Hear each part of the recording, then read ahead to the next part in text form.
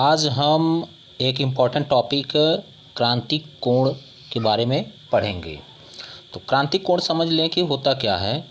पहले परिभाषा देख लें इसकी कि एक विशेष आपतन कोण के लिए, किस प्रकार के लिए, एक विशेष आपतन कोण के लिए अपवर्तन कोण कितने अंश का हो जाता है, 90 अंश का हो जाता है। अपवर्तन कोण जब 90 अंश का हो जाता है उस समय इस आपतन कोण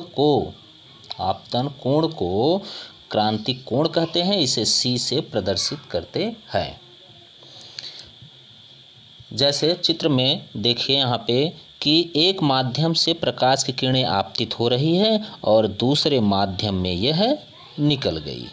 तो यहाँ पर क्रांतिक कोण नहीं है, यहाँ पे केवल अपवर्तन की घटना हो रही है।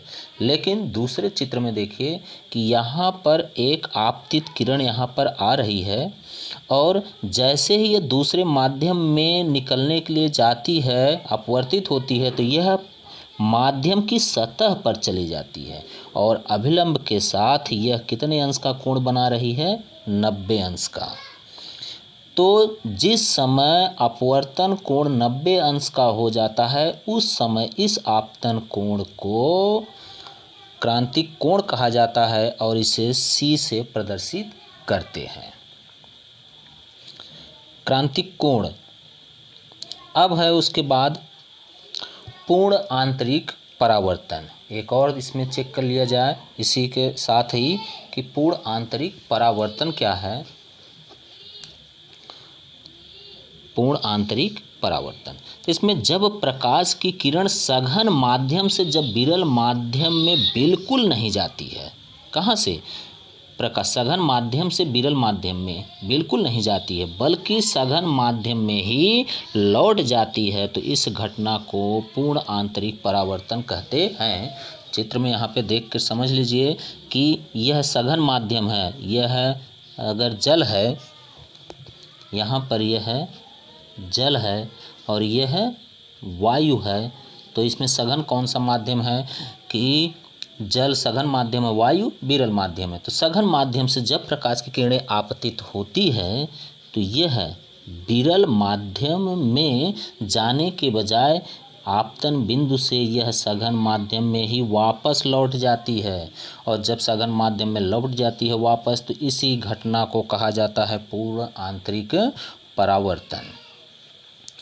अब आपको ये भी समझ में आ गया होगा। तो यहाँ पे घटना कैसे होती है कि जैसे मान लेते हैं यहाँ पर अभी कोण इन दोनों में आपतन कोण कम है, अगर आपतन कोण को बढ़ाते जाएं, इस तरफ बढ़ाते जाएं, तो यह अपवर्तित किरण जो होगी वो किस तरफ जाएगी, माध्यम की सतह की तरफ आगे बढ़ती रहेगी। इसको इतना बढ़ाते चले जाएं कि अपवर्तित किरण सतह पर चली जाए, तो यहाँ पे क्रांतिक कोण बन गया। अगर इस कोण को और अधिक बढ़ा दिया जाए तो यह क्रांतिक कोण के बजाय यह माध्यम में ही वापस लौट जाती है, इसे पूर्ण आंतरिक परावर्तन कहते हैं। अगला एक टॉपिक यहाँ पे है अपवर्तनांक और क्रांतिक कोण में संबंध। तो दोनों में संबंध देख लिया जाए कि अपवर्तनांक है, जैसे कि यहाँ पे जल के सापेक्ष हवा का अपवर्तनांक, जल के सापेक्ष हवा का अपवर्तनांक, तो ये किसके अनुपात के बराबर होता है, आपतन कोण और परावर्तन कोण, साइन आई बटे में साइन आर। आपतन कोण साइन आई बटे अपवर्तन कोण साइन आर के अनुपात के बराबर होता है। जबकि यहाँ पर जो साइन आई है वह क्रांतिक कोण के लिए है तो उसको C से दिखाया जाता है, और जो साइन आर है कब क्रांतिक कोण होता है, जब R 90 अंश का हो जाए। तो यहाँ पर साइन C तो साइन C ही रहेगा, लेकिन 90 अंश, साइन 90 अंश की जो वैल्यू होती है वह 1 होती है, तो यहाँ पे 1 हो गया। अब आया कितना, जल के सापेक्ष हवा का अपवर्तनांक बराबर साइन C। अगर यहाँ के माध्यम को बदल दिया जाए, हवा के सापेक्ष जल का अपवर्तनांक, तो यह है जब माध्यम बदलाता है तो 1 के बटे में हो जाता है, 1 बटे में, अर्थात यहाँ पे लिख सकते हैं हम लोग 1 बटे में हवा के सापेक्ष जल का अपवर्तनांक और बराबर में क्या है, साइन सी। अगर इसको सीधा कर दे तो ये उल्टा हो जाएगा, अर्थात हमें क्या मिल गया, हवा के सापेक्ष जल का अपवर्तनांक बराबर हुआ 1/में साइन सी।